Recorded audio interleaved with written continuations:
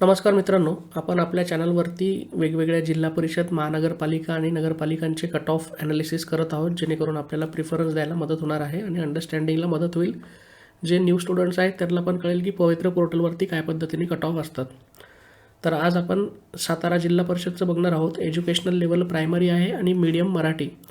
Medium जरी इथे मराठी असलं तरी आपण झेडपीच्या जेवढ्या सेमी इंग्लिश स्कूल्स आहेत, जे मुलं विद्यार्थी कमेंट सेक्शनमध्ये मागणी करत आहेत की झेडपी इंग्लिश मीडियमचे कट ऑफ एक्सप्लेन करा, तर ते ऑलरेडी आपण इथे कवर करत आहोत. याच्यामध्ये ऑलरेडी ते मेन्शन्ड आहेत की किती जागा होत्या आणि कट ऑफ काय होता. तर आपण सुरू करणार आहोत सगळ्यात पहिले पोस्ट आणि सब्जेक्ट वाईज, आणि नंतर आपण कॅटेगरी वाईज ते कट ऑफ सगळे ॲनालिसिस करूयात. तर अंडर ग्रॅज्युएट टीचरसाठी म्हणजे वर्ग जो 1ली ते 5वी आहे त्यासाठी सगळ्या विषयांसाठी इंग्लिश मिडियमची जाहिरात होती. सातारा जिल्हा परिषदला ग्रँटेड पोस्ट होत्या आणि 137 ॲडव्हर्टाईज्ड पोस्टची जाहिरात होती मित्रांनो, आणि फक्त 11 कॅन्डिडेट एलिजिबल झालेत रिकमेंडेशनसाठी. त्यामुळे कट ऑफ आपल्याला इथे 75 वरतीच बघायला मिळत आहे विदाऊट एनी हॉरिझॉन्टल रिझर्वेशन, आणि फिजिकली हँडिकॅप हॉरिझॉन्टल रिझर्वेशनचा आपल्याला 107 वरती इथे कट ऑफ बघायला मिळत आहे.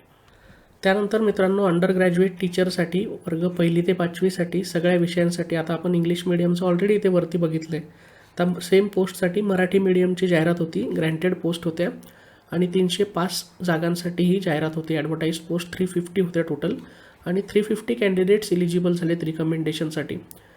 त्यामध्ये कट ऑफ तुम्हाला 99 वरती बघायला मिळत आहे. PH हॉरिझॉन्टल रिझर्वेशनचा 52 वरती आणि ऑर्फनचं तुम्हाला 99 वरती इथे कट ऑफ बघायला मिळत आहे.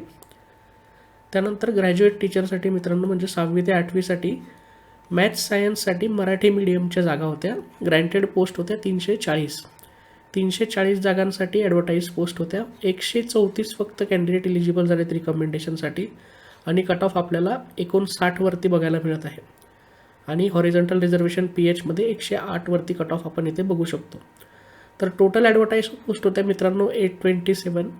फक्त 495 कॅन्डिडेट्स एलिजिबल झालेत रिकमेंडेशन्ससाठी. तुम्ही मॅथमॅटिक्स इथे करू शकता, आपली टेट झालेली आहे.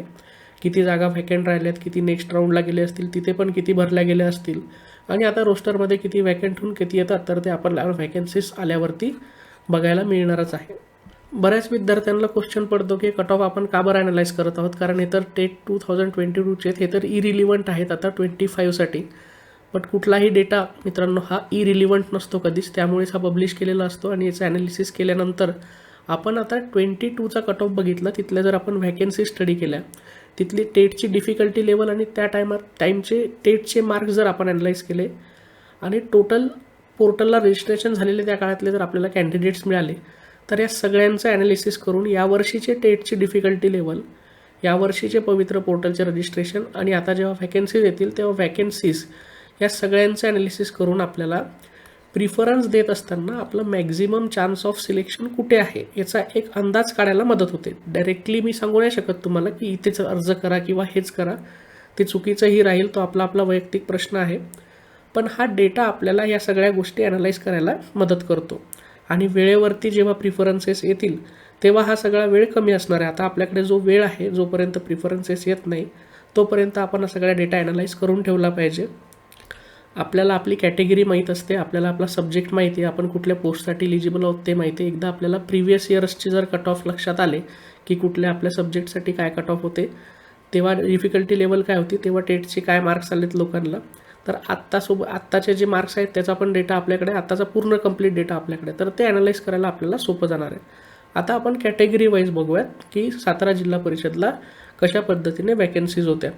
तर मी ते स्क्रोल करेल फास्टमध्ये, तुम्ही तेव्हा पॉज करा. स्लो स्क्रोल करतोय मी, तुम्ही पॉज करून तुमच्या कॅटेगरीचं बघून घ्या, म्हणजे तुम्हाला आता पोस्ट, सब्जेक्ट आणि कॅटेगरी वाईज पण कट ऑफ लक्षात येऊन जाईल. तर आता स्क्रीनवरती मित्रांनो जनरल कॅटेगरीचं बघतोय आपण. ॲडव्हर्टाईज पोस्ट आहेत ह्या कॉलममध्ये. फर्स्ट कॉलममध्ये ॲडव्हर्टाईज पोस्ट असणार आहे. सेकंड कॉलममध्ये number of candidate eligible for recommendation आहेत, आणि थर्ड कॉलम जो आहे त्यामध्ये आपल्याला 134 जे मार्क्स आहेत किंवा 134, 127, 119, तर इथे आपल्याला कट ऑफ मार्क्स बघायला मिळतात. तर आता पॉज करून तुम्ही जनरल कॅटेगरीचं इथे बघू शकता. जनरल कॅटेगरीचे सगळे हॉरिझॉन्टल रिझर्वेशनचे इथे मेन्शन केलेले आहेत सगळे, आणि इथे ॲडव्हर्टाईज पोस्ट, रिकमेंडेड कॅन्डिडेट्स आणि कट ऑफ आपल्याला बघायला मिळत आहे.